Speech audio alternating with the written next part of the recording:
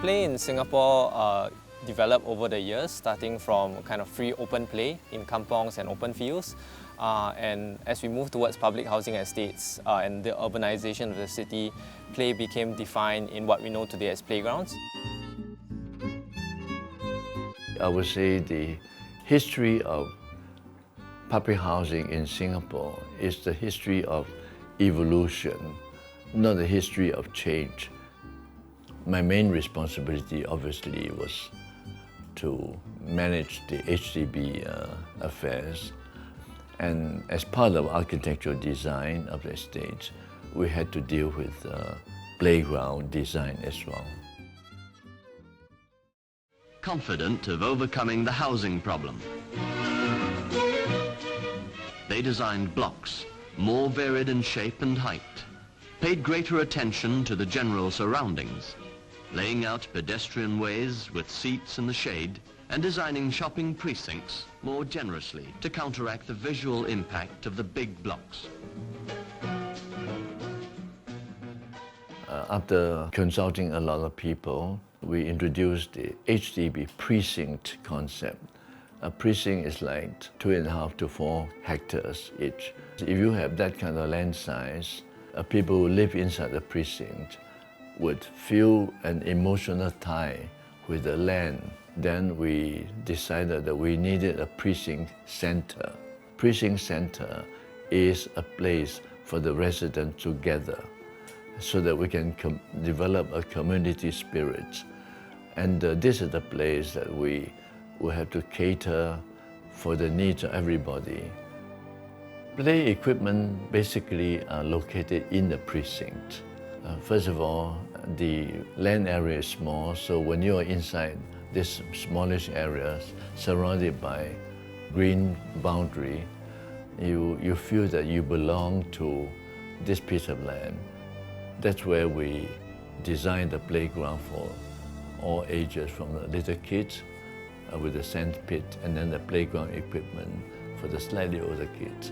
And the even older ones, of course, they will go to sports fields outside the precinct. But in order to reinforce the sense of community, we put the seats not in a straight line, but in a kind of circular shape, so that the parents of the kids supervising the kids can sit there and converse with each other, as well as keeping an eye on the kids. The most important purpose of creating the playground was to enhance community spirit. The play equipment is just part of the bigger concept. It's a total system. I often tell people that HDB actually has provided Singaporean a vertical kampong. If getting to or from school means crossing a major road, the children move safely along pedestrian crossings or bridges or underpasses which separate them from the traffic. Playgrounds are also important in the context of urbanization. The city started developing, you had roads, you had cars, which were a bit more dangerous. So playgrounds were built as safe spaces for children to play in. When we first started, obviously, in order to provide a comprehensive living environment, we simply just bought standard play equipment from the market. But after a while, I felt that we should not just buy something without reflecting our own culture. So I asked my architects and designers to start exploring something that is tropical, and that's how the so-called HDB play equipment got started. And I thought all these things would kind of enhance the sense of our belonging to the same nation. A stronger sense of community as well is also make you feel that you are in a very special environment.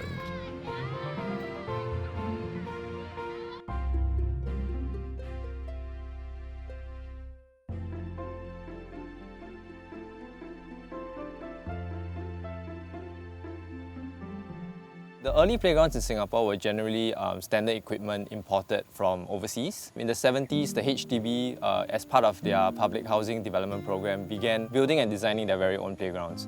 So Mr. Kaur was actually a pioneer in that team, and he was the one who started designing different series of playgrounds for the architects to use. So he designed some of the most famous playgrounds in Singapore, including the Dragon Playground, the Dove Playground, and the Metal Frame Playground. And many of these existed until the 90s. My name's Kaur Enki, born in 1934, and I joined HDB in 1969. Totally, I have been designed about 30-something, nearly 40 of the playground. And all the playground, we are thinking of something locally taste for Singapore only. I think the fine art important thing. When you design something, the form should be beautiful. The people look at it, they like it. When I design it, I usually ask my children, you like it or not? No good. So I just change it. The first thing, change the form. When the form, they like it, I go into add in all the detail. In four corners, you look at this, it's a nice, like a piece of art, a piece of culture. Beautiful plus function, art and function together. So people like it. Toa Payoh Garden is 1971. So in the playground, round about there, we have a dragon, we have merry-go-round, even we have small bird cage. We also create waterfall. I get the impression from the San Remo when I was in England. And when I designed this playground, I was thinking, why not do something modern one? Maybe the children like to climb, get through the hole. So that's what I was thinking. And all this concept is still based on the Asian concept, positive and negative. In the Asia, it's a Chinese way, dragon and phoenix is quite popular.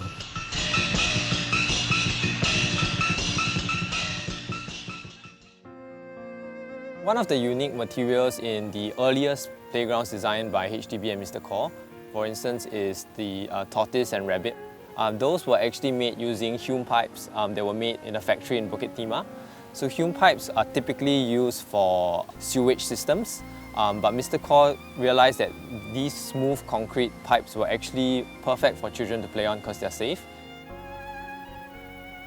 The playgrounds designed by HDB were unique in terms of materials. Firstly, they were using concrete and terrazzo. The other thing was they're using mosaic tiles. So even though these materials gave them a kind of unique aesthetic, their reasons for them being used were actually much more practical. 1970, the contractor mentioned, why not you do the glass mosaic? So far you see the dragon in Toa Payoh, that was more than 35 years. The one behind here, I think also more than 30 years. After you use the water to wash it, it's clean. The terrazzo, they just sand it, the whole thing is new one. Less maintenance. After Mr. Kaur left, HDB continued designing its own playgrounds, and these were largely done by a graphic designer called Ms. Chu Chek Ping. Together with the architects, came out with playgrounds like the watermelon playgrounds. The idea was to kind of tell local Singaporean stories through play itself. I'm an architect by training, and I was given this opportunity to design the public housing and also this park that is adjacent to this public housing. I think in the 80s and 90s we are very pragmatic. We use story themes that is easily associated with fruit themes, multiracial culture type of pavilion shelters. Some of the storylines is nursery rhymes that children can associate with. We use all these very practical items that people can relate day-to-day living. There must be some imagination also for the children's part when they play with this playground.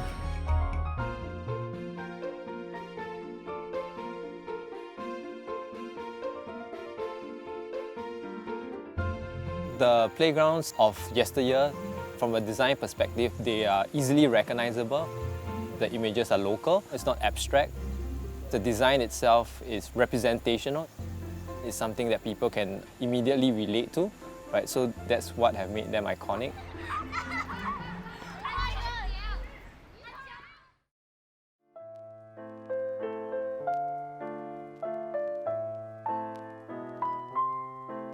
I worked in HDB for 27 years and I am an architect, a planner, an urban designer and a landscape architect.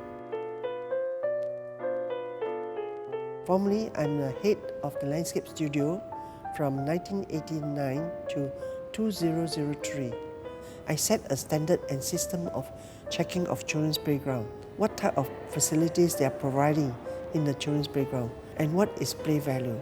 Play value is like a climber, a slide, so swing, or even the touch and feel, you have alphabet. These are the standards and play value. So there must be at least a minimum of 8 play value in equipment of the children's playground. When I became the head of landscape studio for HDB in 1989, we were designing basically thematic parks. The fire engine, the bungboat.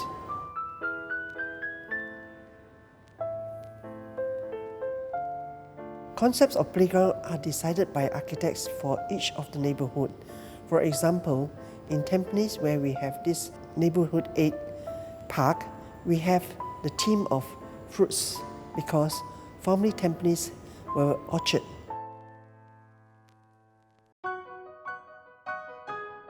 What do I see in the orchard? So I thought, yeah, maybe fruits is something that is easily identified by the children and also adults. So I thought it's like pop art. It's literally a big version. Local fruits like watermelon, pineapple, mangosteen. I want to see that people will use it. This playground must be useful. For example, the watermelon, it can be sliced. And when I sliced it, I can insert in a slide so that the children can use the slides. And then when I cut and slice the watermelon, it can be in quarter. And I can put in my swing so that the children can use it. It's really user-centric. Play, for instance, should be about encouraging adventure, encouraging physical movement. Well, common ideas in playgrounds all around the world. But I think obviously in the shadows of that is also the idea of safety. The safety rules was formed to decide on the standards of children's playground because we're having a lot of proprietary suppliers coming in to design and construct the playground. There was a standard under the spring whereby they came up with a book on the playground facilities and the standard was set then.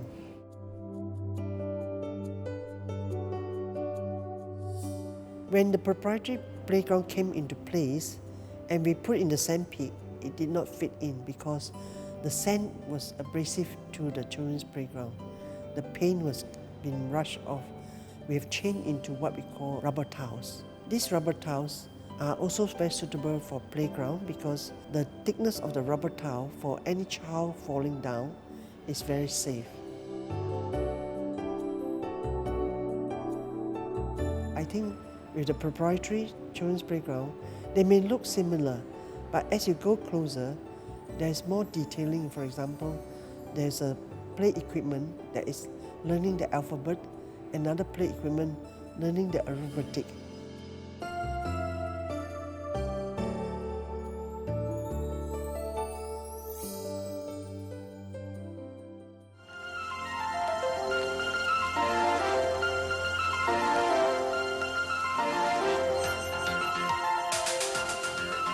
Come evening, the neighbourhood comes alive with its own activities. For Chandran, meeting his children at the playground has almost become a daily ritual. Singapore playgrounds in a way reflect how the nation has aged over time. Besides creating a space for children to play, we need a space for the adults perhaps. I think fitness corners were kind of started to be integrated with playgrounds. We've also tried to introduce equipment that the elderly can come down and use. We have 3-generation children's playground and exercise station. The children, the teenager and national service as well as the elderly. The children's playground is for the community to come together and looking after the children the relationship between the child and the grandparents and the parents. This is very important in establishing the child growth. And the closeness, the bonding is essential to build up our community, of which build up our nation. So it starts with the child. How to engage the residents, engage them, give them questionnaires, and they can come up with ideas, what kind of playground they would like to see in this precinct.